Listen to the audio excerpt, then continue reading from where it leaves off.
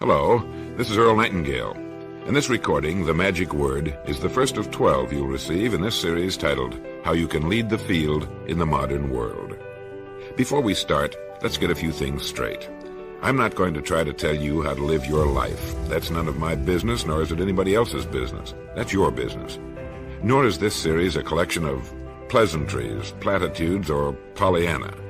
It is a summation of more than 20 years of research on one subject, and that is, why do some people do so well in life, while so many more do not?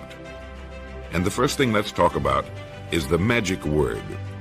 The experts call it the most important word as far as the results we get from life are concerned, in this or any other language, and the word is attitude. It is our attitude toward life which will determine life's attitude toward us. Let's face the fact honestly that we shape our own lives, and the shapes of them will be determined by our attitudes. A person with a poor attitude toward learning, for example, isn't going to learn much until he changes his attitude. If we take the attitude that we cannot do something, we generally will not do it. An attitude of failure, and we're whipped before we start. So we know then that what we receive from life, what we accomplish or fail to accomplish, is due in large measure to our overall attitude. William James of Harvard University put it this way. He said, "The greatest discovery of my generation is that human beings can alter their lives by altering their attitudes of mind." And isn't it wonderful that we have this measure of control? Before we start talking about our attitude toward the world, let's talk about our attitude toward ourselves, since it's the attitude we take toward ourselves which determines our attitude toward the world.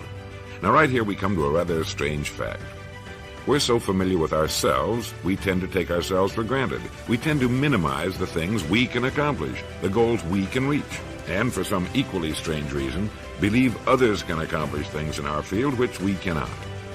There are literally millions of human beings living narrow, darkened, frustrated lives, living defensively, simply because they take a defensive, doubtful attitude toward themselves, and as a result, toward life in general.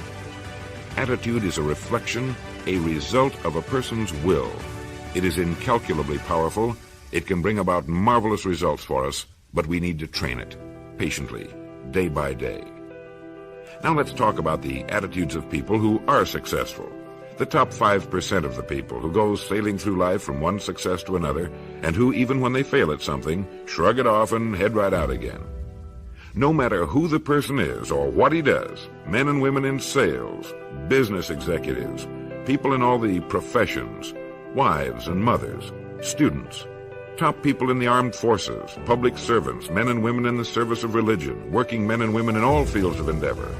Wherever you find a person doing an outstanding job and getting outstanding results, you will find a person with the right kind of attitude. These people take the attitude toward themselves that they can accomplish what they set out to accomplish, that there's no good reason on earth why they can't be competent, successful. They have a healthy attitude toward themselves, and as a result, toward life and the things they want to accomplish. And because of this, they achieve some remarkable things, and come to be called successful, outstanding, brilliant, lucky, and a lot of other things. They are quite frequently no more brilliant or outstanding than the majority of the people by whom they're surrounded. But they did develop the right attitude, and they found their accomplishments not too difficult, and many times surprisingly easy, simply because it seems that so few are really trying, really believe in themselves. Successful people come in all shapes and sizes, and in widely varying degrees of intelligence, background, and so on. But they all have one thing in common. They expect more good out of life than bad. They expect to succeed more than they fail. If you want something worthwhile, take the attitude that there are a lot more reasons why you can have it than there are that you cannot, and set out to earn it. Go after it, work at it, ask for it, and 9 times out of 10, you'll get it. Our environment is really a mirror of our mental attitude. If we don't like our environment, we have to change our attitude first. Now, the world plays no favorites. It's impersonal. It doesn't care whether we change or not. Adopting a good, healthy attitude toward life doesn't affect the world and the people in it nearly as much as it affects us. It would be impossible to even estimate the number of jobs which have been lost, the number of promotions missed, the number of sales not made, the number of marriages ruined by poor attitudes. but you can number in the millions the jobs which are held but hated, the marriages which are tolerated but unhappy, all because of people who are waiting for the world and others to change toward them, instead of being big enough and wise enough to at least make a test which will prove beyond any shadow of a doubt where most, or at least a big part, of the trouble lies. Studies made of the lives of literally thousands of successful people have shown that they radiate confidence, assurance. They expect success, and they get success. You can spot these people by the way they walk, by the way they look and act. You can feel it about them when they enter a room. They may be short and fat, or tall and thin, or any combination in between, but they have about them the attitude of success. In the record Greener Pastures, I'll get into this next statement, but right now I want you to realize, if you don't already, that in 5 years or less, you can get to the top of the work you're now doing. I know this, but the important question here is, do you know this? The minute you do know it, you'll have this right attitude I'm talking about. The easiest and most effective means of forming a good attitude habit is to begin to act as though you have a good, positive, expectant attitude toward life. That's right. Begin right now to walk, act, and look as though you belong in this group. If you're already in the top 5%, you'll know what I mean. If you've never tried it, you'll be amazed at what happens. Actions trigger feelings, just as feelings trigger actions. Now, on the other side of this record, let me tell you of a little test you can make which will prove beyond any shadow of a doubt that a good attitude can change a person's life as dramatically as walking from a darkened room into the bright, clear light of day. Not long ago, I read a line which went, "Life is dull only to dull people." This is true, but it also could have read, "Life is interesting only to interesting people," or "Life is successful only to successful people." What I'm trying to say is that you must first become, mentally, from an attitude standpoint, that which you wish to achieve. A famous restaurateur was being interviewed by a reporter who asked, "When did you become successful?" And he replied, "I was successful when I was sleeping on park benches, because I knew what I wanted to do and that I would do it." In short, his attitude had been one of success, of expecting success, long before the material, the tangible rewards of success had been earned. We'll get into this particular phase of Lead the Field in record number 3, A Worthy Destination. But for now, remember that a person must act, look, and because of these things, feel successful before the success he seeks can come. The chances are you know people who seem to be what other people call lucky. All kinds of good and wonderful things seem to happen to them, and they give the impression of happily sailing through life, having a wonderful time, and getting more accomplished in a year than most people do in 5. This has been figured out fairly scientifically. And if anyone will conscientiously go about the test I'm going to recommend and stay with it every day for the next 30 days without fail, that person can join this small, happy, and extremely productive group of people. He'll find himself becoming lucky, as they say, and most of his problems will pretty well take care of themselves. Of this you can be sure. The results will be nothing short of amazing. It makes no difference how good a person's attitude has been in the past. Anything can be improved upon, and it's the small refinements upon something already good that makes it great. So here's the test. For the next 30 days, act toward the world, everything and everyone with whom you come in contact, with the attitude which represents the kind of results you want to achieve. That is, if the result you want is more success in what you're doing, act as though you are already in possession of the success you seek. If you want others to treat you with admiration and respect, treat others with admiration and respect first. Have you ever stopped to think of this? Every human being on earth is the most important human being on earth as far as he or she is concerned. You may never get anyone to admit it, but it's a proved scientific fact. So for the next 30 days, treat every person with whom you come in contact as the most important person on earth, remembering as you do that as far as that person is concerned, he is. Now, the reason I say treat everyone in this fashion is mainly because this is the way human beings ought to treat each other, and because it will help you form a habit that will bring you amazing and delightful results for the rest of your life. Have you ever noticed that the higher you go in any organization of value, the nicer the people seem to become? You see, the bigger the person, the easier it is to talk to him, to get along with him, and do business with him. You know why? It's because he's got a good attitude, and people with the best attitudes just naturally gravitate toward the top. So for 30 days, act toward others and the world at large in exactly the same manner you want the world and others to act toward you. Treat your wife or husband as the person he or she really is, the most important person in your life, and the same with the children. Carry out into the world each morning for 30 days the kind of attitude you would have if you were the most successful human being on earth, and notice how it quickly develops into an habitual attitude. When a person does this, he should realize he has already placed himself on the road to what he seeks. He is right now in the top 5% of the people in this or any other country. He has prepared the ground and planted the seed. He has made of himself a magnet, an embodiment of that which he seeks. The person who takes this attitude should realize that he is using one of the most important secrets of the really great men and women of the world. He will be daily practicing one of the really great rules of life I mentioned in the introductory record, a rule which has made the world's most successful people and has built the world's greatest businesses. Before steel can be cast into a desired shape, the mold, the expectant receptacle, must first be fashioned. Before a building can be erected, the excavation must be made and the foundation laid. And before a human being can achieve the kind of life he wants, he must become the individual. He must think, act, talk, walk, and conduct himself in all of his affairs as would the person he wishes to become.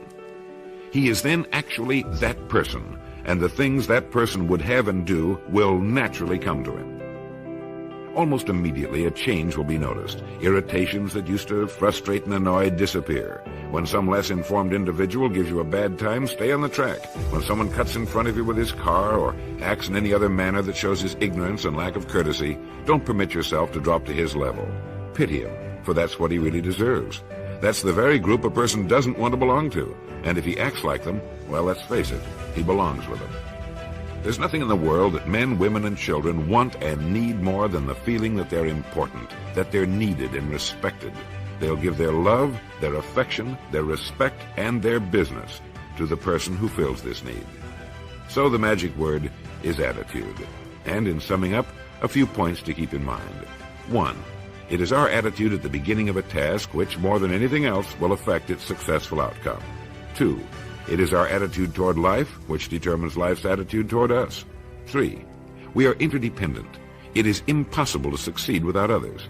And it is our attitude toward others which will determine their attitude toward us. 4. The top 5% of the people look successful, act successful, expect success, and are successful. 5. The higher you go in any organization of value, the better will be the attitudes you'll find. 6. Your mind can hold only one thought at a time.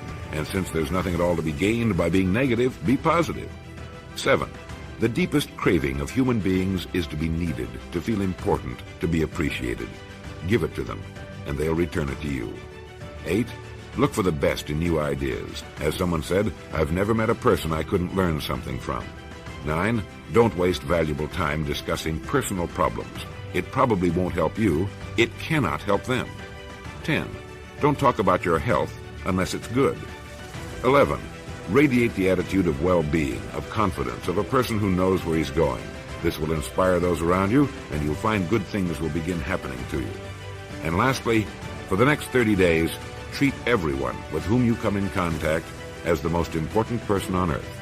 If you'll do this for 30 days, you'll do it for the rest of your life. In the next recording, I'll talk to you about greener pastures. But now in closing, remember the words of Walter Dill Scott of Northwestern University. Success or failure in any undertaking is caused more by the mental attitude even than by mental capacities. Thank you. It's almost impossible to pick up a daily paper without reading about a person who has achieved some unusual accomplishment. Almost invariably, these stories include the overcoming of what at one time appeared to be virtually insurmountable handicaps. Have you noticed that?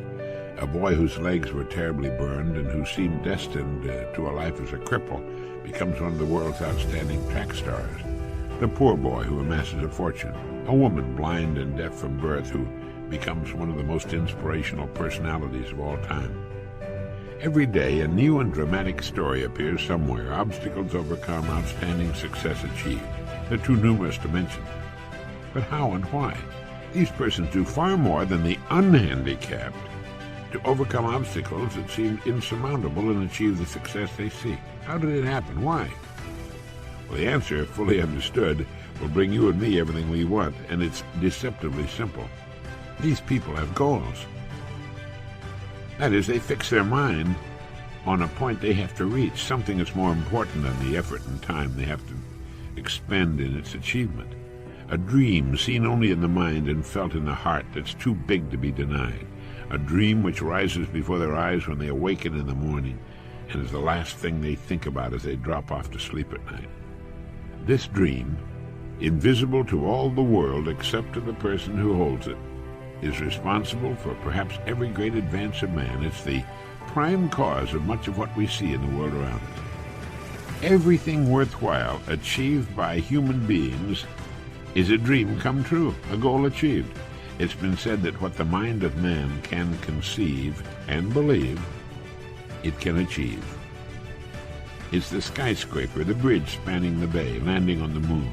It's the little corner business establishment. It's the lovely home in the suburbs. It's a youngster getting a diploma and the new baby in its mother's arms. It's a low golf handicap and a business position reached. What the mind of man can conceive and believe, it can achieve. And you know what this means to you and me? Well, let me try to explain. I might add, it took me many years to find this out for myself. Once it's understood, however, life becomes easier, more fun, far more exciting, and incalculably more rewarding. To begin, to understand this subject of goals, we have to realize that it's the very basis of any success. It is, in fact, the very definition of success. The best definition of success I've ever been able to find goes like this. Success is the progressive realization of a worthy ideal or goal. If you think about it a moment, you'll realize just how good that definition is. Success is the progressive realization of a worthy goal. It means that any person regularly engaged in achieving something which he or she considers worthy is successful. At the same time, it also means that any person not so engaged must be defined as not successful, a failure, at least temporarily. Any person with a dream in his or her mind and heart, which is pursued as a worthy goal, is successful. The uninformed always seem to equate success with lots of money. While money often accompanies success, it has nothing to do with success, necessarily, unless it happens to be a part of the goal. It's left to each of us to decide for himself what his goal is. With such a simple definition of success, you'd think everyone would be successful. Everyone should be, everyone could be. But it's estimated that only about 5% are.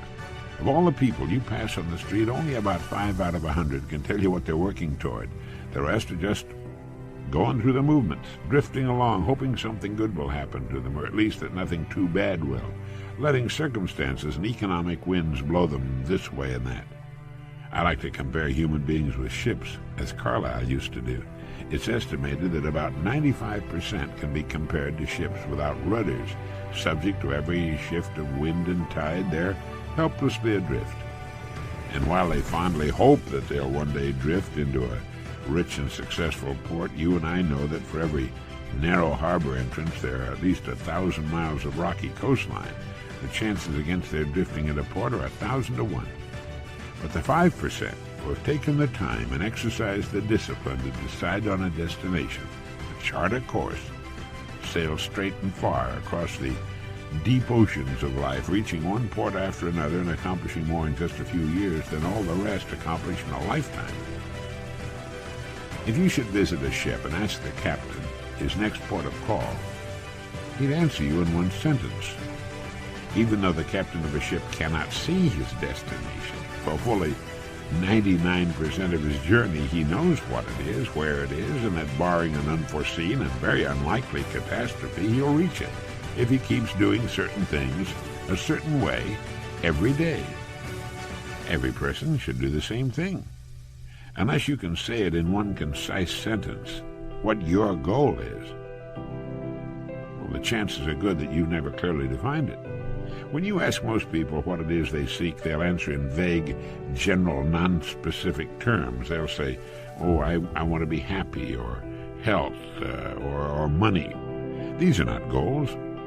They're simply generalizations desired by everyone. When we talk of goals, let's be specific. What is it you want, you as a person? What is it you would like very much to have or to be or to do, even though you may feel it is, for one reason or another, somewhat beyond your reach at the present time?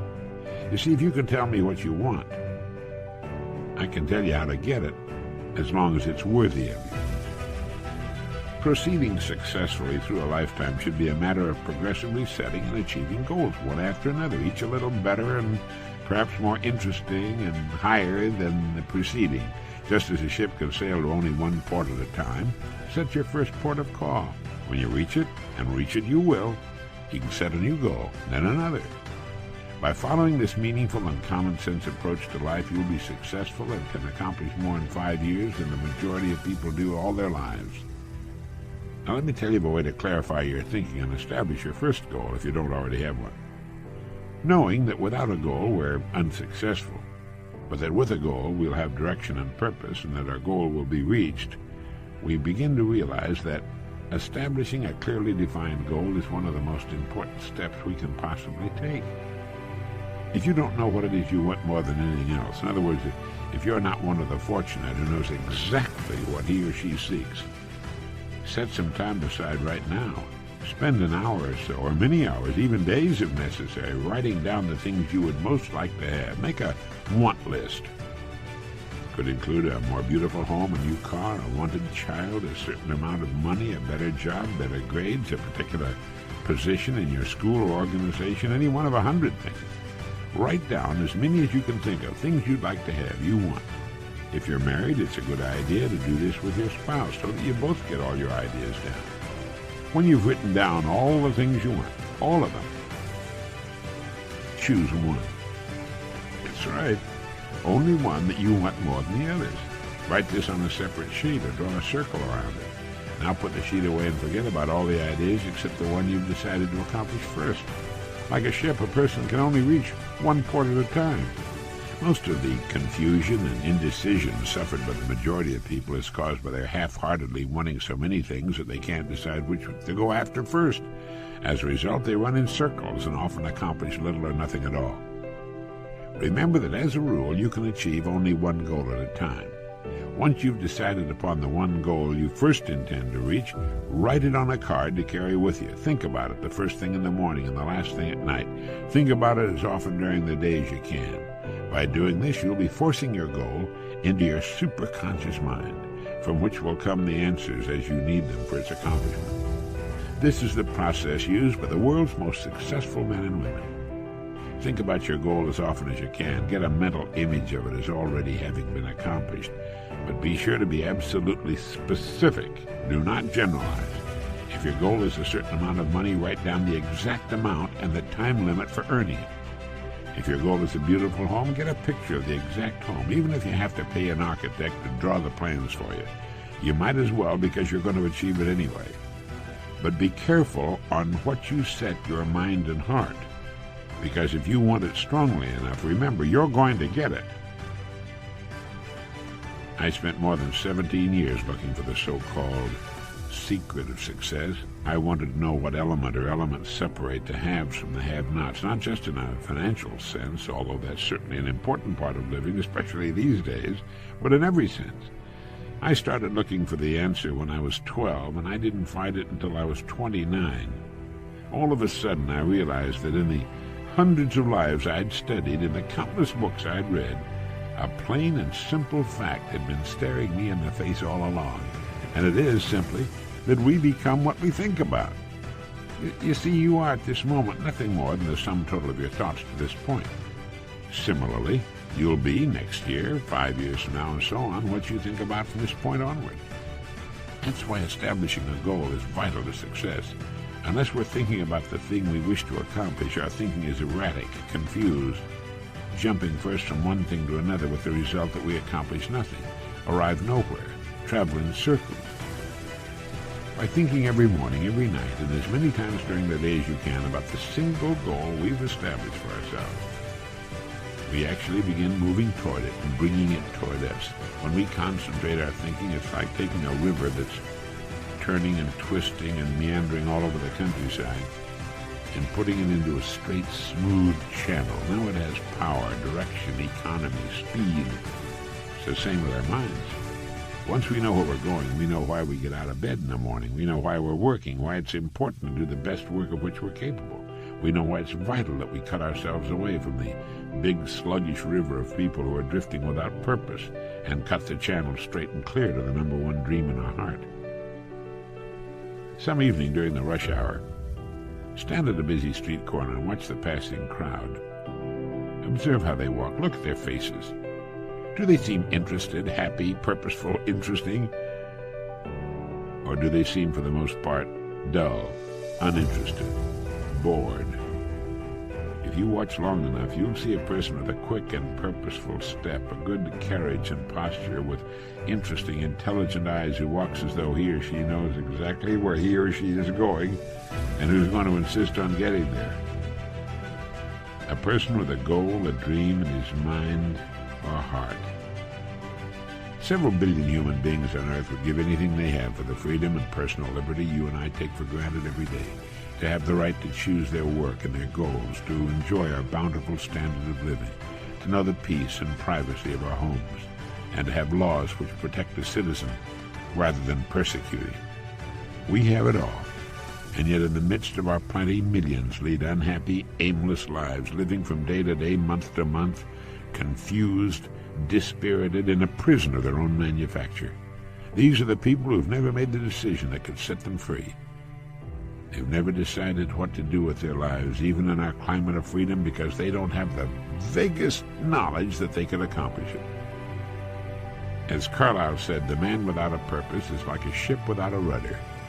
Have a purpose in life, and having it, throw such strength of mind and muscle into your work as God has given you. He also wrote, a person with a half volition goes backward and forward and makes no way on the smoothest road.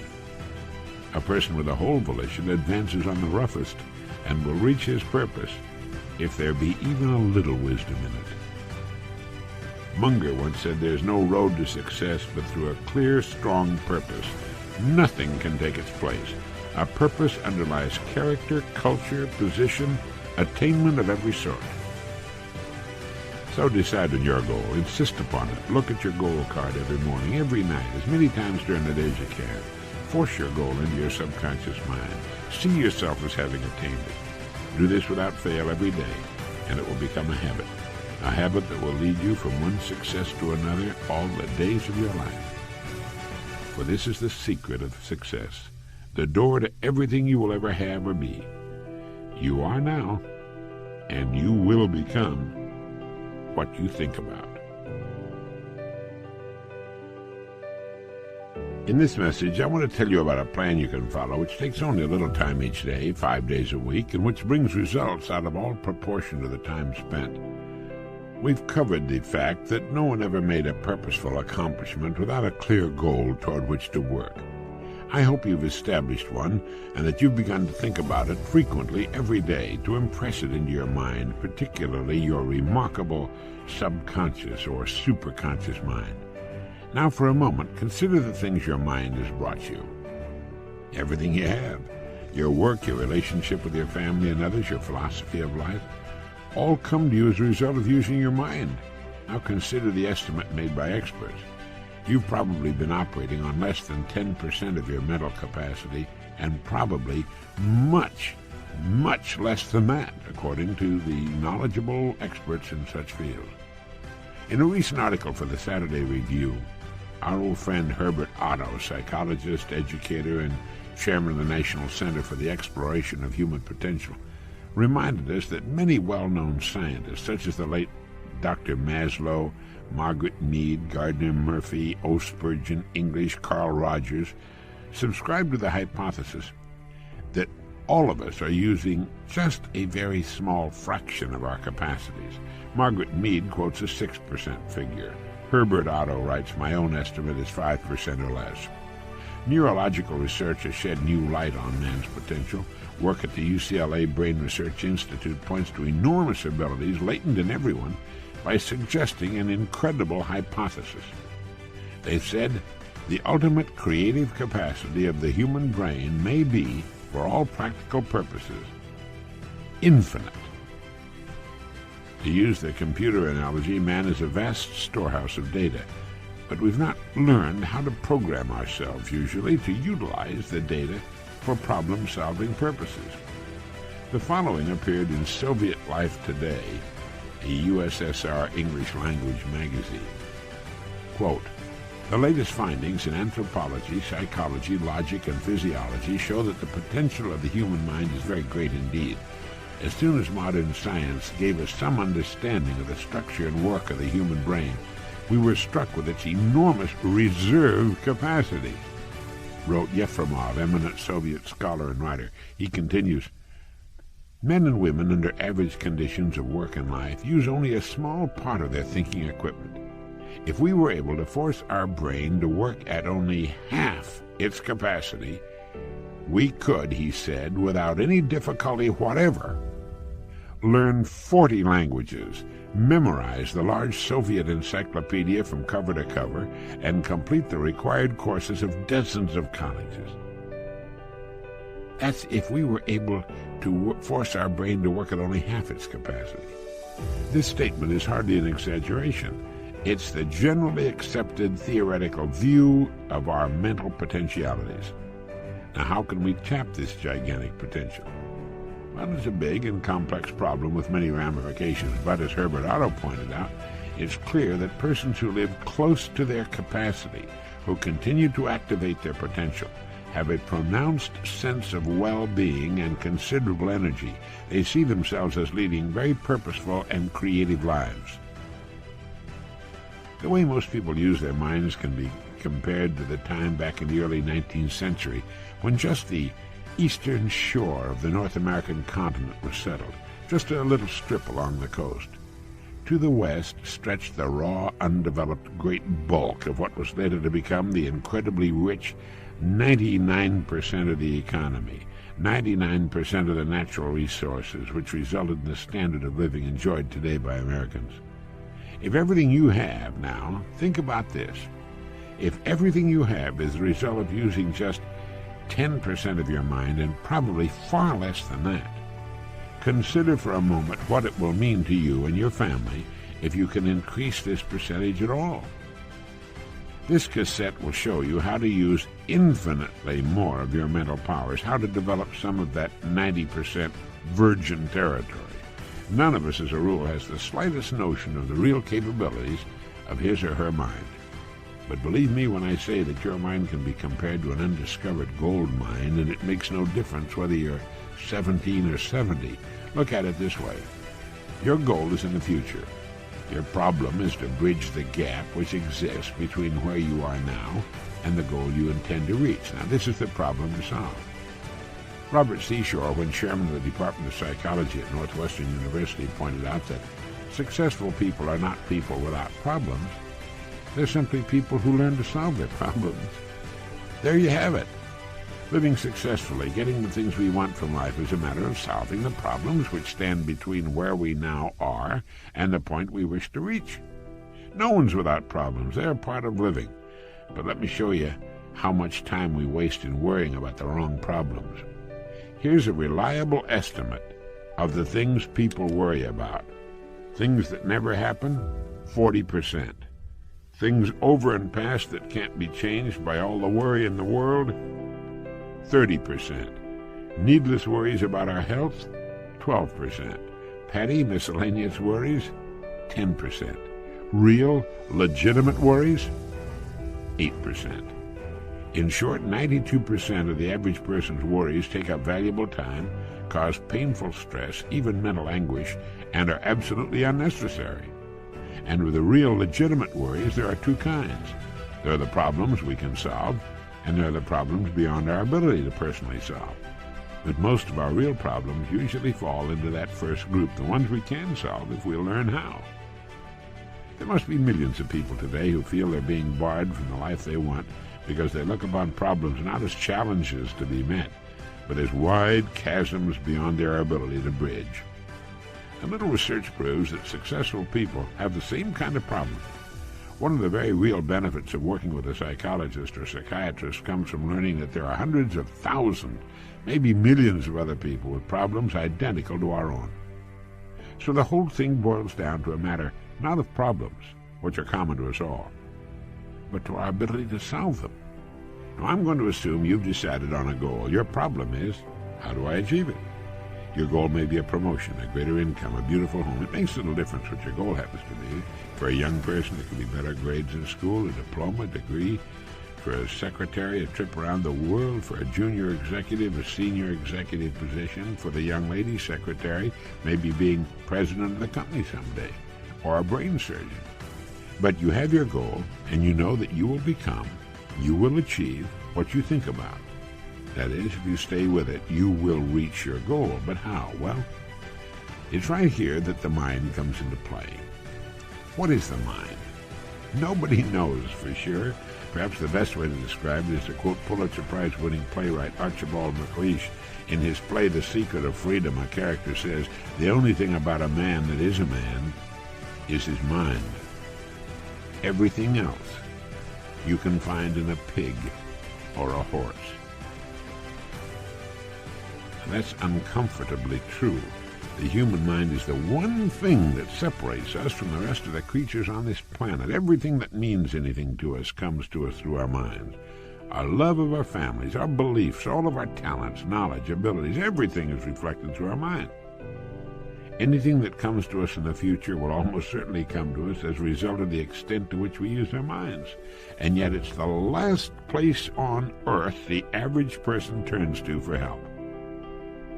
In order to reflect just a moment on the human mind, consider what it's accomplished. As you do, of course, realize that we're developing so rapidly that we've come further in the realm of progress in the past 50 years than in all the preceding 10,000 years of human civilization. Of all the scientists who ever lived, it's estimated 90% of them are alive today.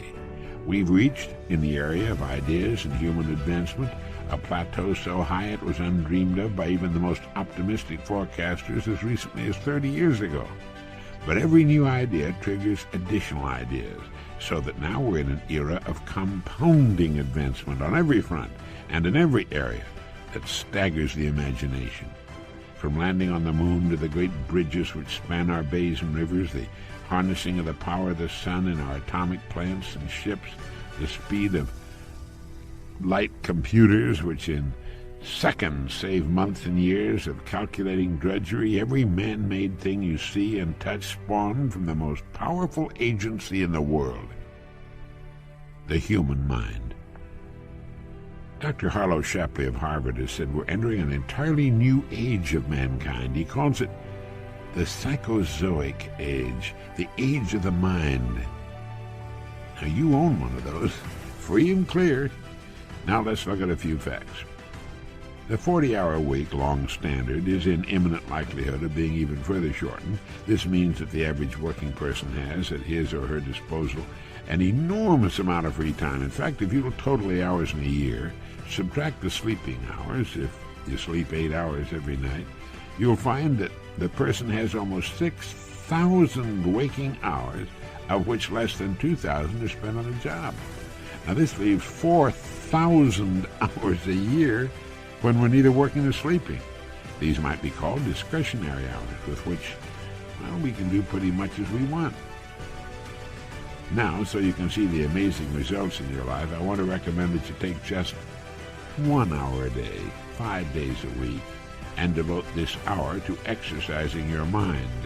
Pick 1 hour a day on which you can be fairly certain. The best time for me is an hour before the others are up in the morning. The mind is clear, the house is quiet, and if you like, with a fresh cup of coffee, this is the time to start the mind going, and here's one good way to do it. During this hour, every morning or at night, whatever your favorite time is, take a completely blank sheet of paper. At the top of the page, write your present primary goal clearly, simply. They say that a problem defined is half solved. Then, since our future depends upon the way in which we handle our work, write down as many ideas as you can for improving that which you now do. Try to think of 20 possible ways in which the activity that fills your day can be improved. You won't always get 20, but even one idea is pretty good. Now remember, 2 important points with regard to this. 1, this is not easy. And 2, most of your ideas won't be any good. Now when I say it's not easy, I mean it's like starting any new habit. At first you'll find your mind a little reluctant to be hauled up and out of the old familiar rut. But as you think about your work and ways in which it might be improved, write down every idea that pops into your head, no matter how absurd it might seem. Now, let me tell you what will happen. Some of your ideas will be good and worth testing. The most important thing this extra hour accomplishes, however, is that it deeply embeds your goal into your subconscious, or what we like to call the superconscious mind. Starts the whole vital machinery working, first thing every morning. And 20 ideas a day, if you can come up with that many, total 100 a week, even if you don't think on weekends. An hour a day, 5 days a week, totals 260 hours a year. That still leaves you 3,740 hours of free leisure time. Now, this means you'll be thinking about your goal and ways of improving your performance, increasing your service, 6.5 full extra working weeks a year. 6.5 40-hour weeks devoted to thinking and planning. Can you see how easy it is to rise above the so-called competition? And it will still leave you with 15 hours a day to spend as you please. Starting each day thinking, you'll find that your mind will continue to work all day long. You'll find that at odd moments when you least expect it, really great ideas will begin to pop into your mind. And whenever they do, write them down as soon as you can. Just one great idea can completely revolutionize your work and, as a result, your life. If you want to develop the muscles of your body, you take daily exercise of some sort. The mind is developed in exactly the same way, except that the returns are out of all conceivable proportion to the time and energy spent. The mind of man can lift anything. His muscles, even the best developed, are puny alongside some of those of the dumbest animals on earth. If man had depended on his muscles for survival, he probably would have disappeared, as did the dinosaurs, which were incidentally the most physically powerful creatures that ever lived. Let me give you just some of the results people have reported to me as a consequence of following this 1 hour a day routine. An office equipment salesman sold more of his company's product in 1 month than he had formerly sold in an entire year during the 4 years he'd been with his company. A Sunday school teacher with 5 pupils set a goal of 30 pupils. Her last letter told us she now has a class of 25. She's almost reached her goal. I've used this system for years, and it's given me some of the most gratifying and rewarding experiences of my life. And it costs 5 hours a week. 5 hours out of 168. Is it worth it? I'll say it is. It's like spending 5 hours a week digging in a solid vein of pure gold, because your mind is all of that and much more. Each time you write your goal at the top of the sheet of paper, don't worry or become concerned about it. Think of it only as waiting to be reached, a problem only waiting to be solved. Face it with faith, and bend all the great powers of your mind towards solving it. And believe me, solve it you will. You know, this puts each of us in the driver's seat. Let me briefly recap. 1. This week, start spending 1 hour each day getting as many ideas as you can. Try for 20 a day on ways to improve what you're now doing. Remember, the achievement of your goal very likely depends upon it, as does your whole future. Once you start exercising your mind in this way, I know you'll want to continue the practice. It's fun. 2, if everything you now have is the result of using, say, 5 to 10% of your mental ability, you can imagine what life will be like if you can increase this figure to 20% or more. 3, successful people are not people without problems. They're simply people who learn to solve their problems. 4, don't waste time and energy worrying about needless things. Remember that 40% of them will never happen, 30% have already happened and can't be changed, 12% are needless worries about health, 10% are petty, miscellaneous worries, and only 8% are real. Try to separate the real from the unnecessary and solve those which are within your ability to solve. 5, the human race has advanced farther during the past 50 years than in all the preceding 10,000 years of human civilization. We're now living right in the middle of the golden age man's been dreaming of and praying for centuries. And it's very likely going to get better. Last of all, the only thing in the world that can take you to your goals in life is your mind, its effective use, and following through on the good ideas it supplies you. Each of us has a tendency to underestimate his or her own abilities. We should realize that we have deep within ourselves a reservoir of great ability, even genius, that can be tapped if we'll just dig deep enough. It's called the miracle of your mind.